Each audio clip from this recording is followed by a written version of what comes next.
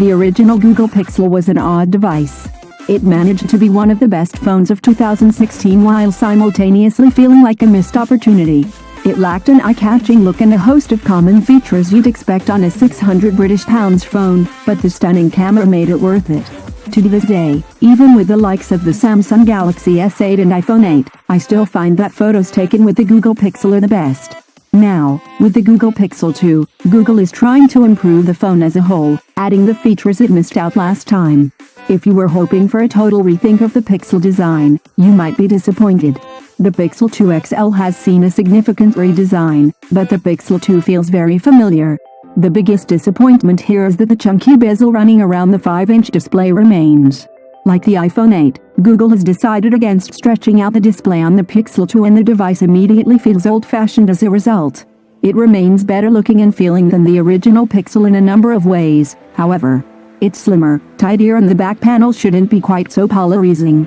There's still that odd glass panel covering the camera lens, but it's shorter than before and doesn't cover the fingerprint sensor. At roughly the same size as the iPhone 8, the Pixel 2 is comfortable to hold and easily usable one-handed. This is a rare, and it really does set the Pixel 2 apart from the larger Android phones. Another new feature for the Pixel 2 has been plucked straight from the HTC U11.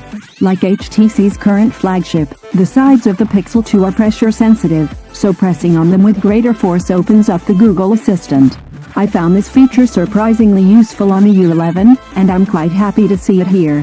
The Pixel 2 XL might be more interesting phone to look at, but, aside from the design, the Pixel 2 doesn't really lack any big features. It's powered by the Snapdragon 835, not the updated Snapdragon 836 that we were expecting, and this is accompanied by 4GB of RAM. It's a standard combination for 2017, and I'm sure the Pixel 2 will prove super fast in operation.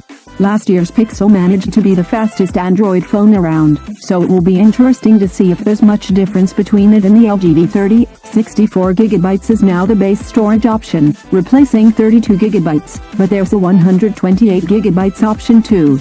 Annoyingly, but predictably, there's no microSD card slot here, so choose wisely at the start. The 5-inch, 1080p OLED display appears to be very similar to that of the original Pixel. It's bright and colorful, and although a resolution bump would be nice, it isn't vital at this size. The display also now supports the wide DCI-P3 color gamut for a more colorful panel. The camera was easily the best part of the original Pixel. Its 12-megapixel f2.0 camera was by no means the most spec-heavy sensor, but the pictures it produced were awesome. To this day, it comfortably stands against the iPhone 8 and Galaxy Note 8 as the best phone camera. So I really do have high hopes for the Pixel 2. The Pixel 2 still has a 12-megapixel camera, but it now boasts optical image stabilization, OIS, and a much wider f1.8 aperture. These two enhancements are huge improvements, and the results should be fantastic. The camera is also capable of adding faux blur effects, like a portrait mode, but without the need for a secondary sensor. I'll have to try this in better light to see how well it works. Google has always used its Nexus and Pixel branded phones to highlight the best features of its Android operating system. The Pixel 2 comes running the latest build of Android 8 Oreo, but there are a few new tricks here. For one, the search bar has now been moved to sit under the bottom row of app icons. This is a strange move, but something that shouldn't cause too much trouble. There's also a new calendar widget that will dynamically adjust to show you upcoming events, weather and the like.